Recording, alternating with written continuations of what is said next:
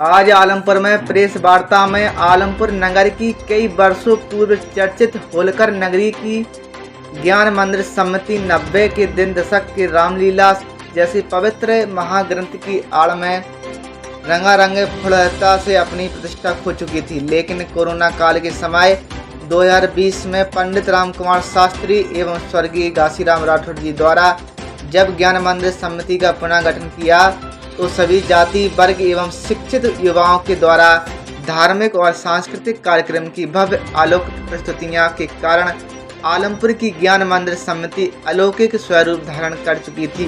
लेकिन जैसा कि प्रकृति का नियम है, जिस प्रकार फसल बहुमुखी स्वरूप धारण करती है, उसी संख्या में खरपतवार भी अपना स्वरूप प्रदर्शित करते हैं। इसी तरह जब ज्ञान मंदिर समिति चर्चित होगी तो जो विलुप्त अवस्था में थे और ज्ञान मंदिर की अपेक्षा करते थे, ऐसे कुछ महानुभावों के द्वारा जब अपना अधिकार जमाना शुरू किया कि हमारा ज्ञान मंदिर है, तो ऐसी मानसिक एवं गांव की नगर की धर्म की संस्कृति की रक्षा हेतु नई बी ग्रेड युवा ज्ञान मंदिर समिति, जिसके मुख्य लीडर एवं लेखक राम कुमार शास्त्री जी हैं, उन्होंने नगर की प्रतिष्ठा एवं लोगों के मान सम्मान हेतु आज समस्त मीडिया प्रभारी एवं समाचार प्रभारी को बुलाकर सभी कार्यकर्ताओं की सहमति से श्री ज्ञान मंदिर कार्यालय पर यह सामूहिक रूप से निर्णय लिया कि ज्ञान मंदिर समिति का पहचान शासकीय मान्यता प्राप्त ज्ञानवर्धन समिति के द्वारा मानी जाएगी।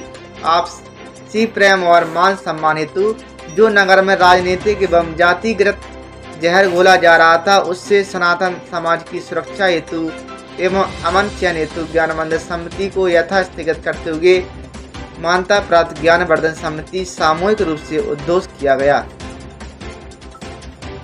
आज ज्ञानवर्धन समिति द्वारा किस विषय में प्रेस वार्ता रखी गई है?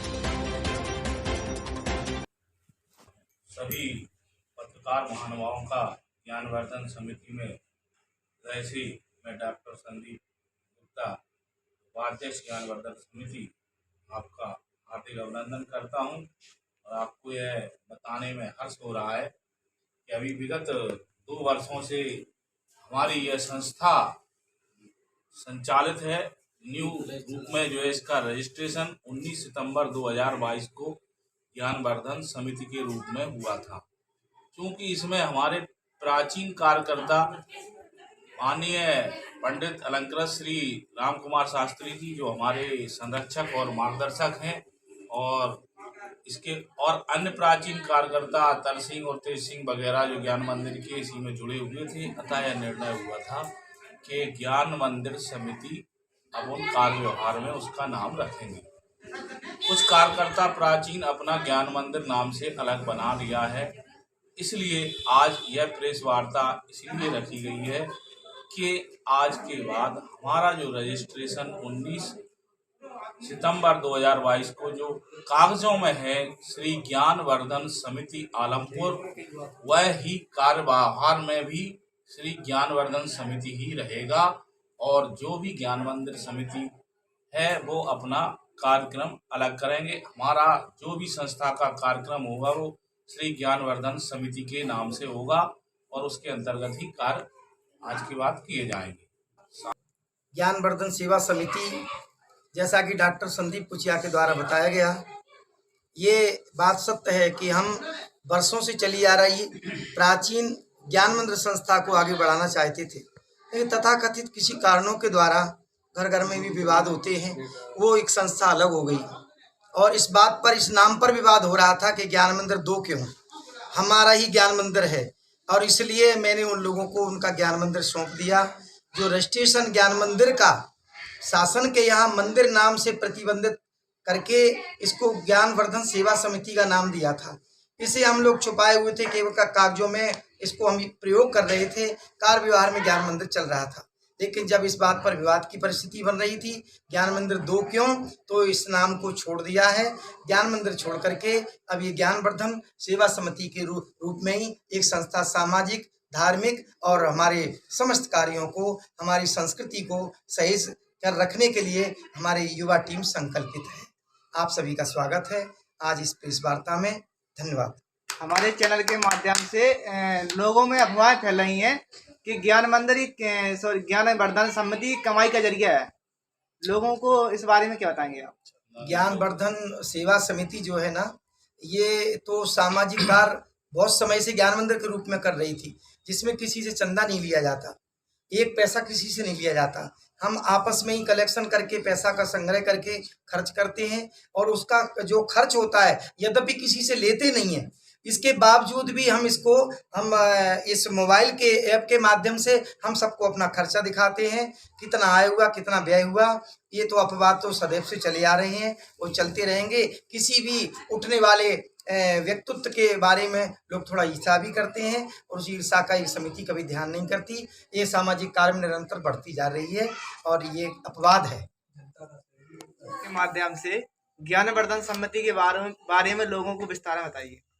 सर्वप्रथम तो अपनी जो होलकर की पावन भूमि है, उसमें हमेशा से धार्मिक और सांस्कृतिक कार्यक्रम के रूप में एक अलग ही नाम है। तो हमारा केवल एक ही मकसद है, समितियां तो कई आती हैं, कई बनती हैं, लेकिन सबसे बड़ा धर्म होता है कर्म प्रदान। सेवा भाव के कई स्वरूप होते हैं।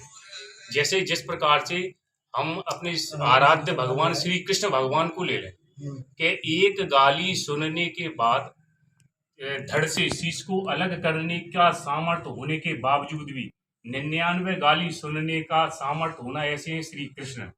और मौत के फन पर नदी में नृत्य करने का जो सामर्थ्य है, ऐसे हैं हमारे श्री कृष्ण।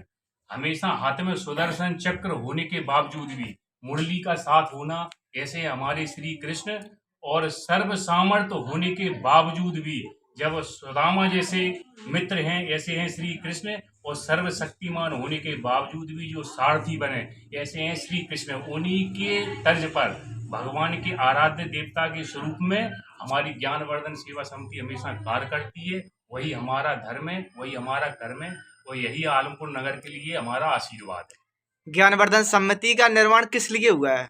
ज्ञानवर्धन समिति का निर्माण इसलिए हुआ है कि हमारी जो समस्त युवा ब्रिगेड टीम है, जिसे एजुकेटेड ज्ञानवर्धन सेवा समिति कहते हैं, उसके डायरेक्टर, संपादक, लेखक और संरक्षक जो हमारे पंडित राम कुमार शास्त्री जी हैं, उन्होंने एक ही स्वरूप और एक ही निर्देश दिया है कि नगर की धार्मिक और संस्कृति को बचा करके रखना है। इसमें किसी भी प्रकार का कोई राजनीतिक स्वार्थ नहीं है, किसी भी प्रकार का कोई जातिगत स्वार्थ नहीं है। सभी जाति धर्म के व्यक्ति इसमें जुड़े हुए हैं और इस अपनी संस्कृति के लिए, अपने धार्मिक उत्सवों के लिए हमेशा तत्पर रहते हैं। यही हमारा लक्ष्य है। लोगों का कहना है कि ज्ञानवर्धन समिति द्वारा सुंदरकांड कराकर पैसे कमाए जाते हैं, इसके बारे में क्या कहेंगे आप? ये सुंदरकांड का जो आयोजन है, पिछली जो बड़वा मंगल से हम लोगों ने शुरुआत की थी छतरी बाग वाले हनुमान जी से, वो कोई भी स्वेच्छा से करवा सकता है। किसी प्रकार का कोई शुल्क नहीं लिया जाता है। केवल संगीतमय वाद्य यंत्र की जो राशि है वो केवल वो उन्हें प्रदान की जाती है। बाकी किसी भी प्रकार का हम जितने भी सदस्य सुंदरकांड करते हैं, किसी भी प्रकार का धन नहीं अर्पित करते हैं।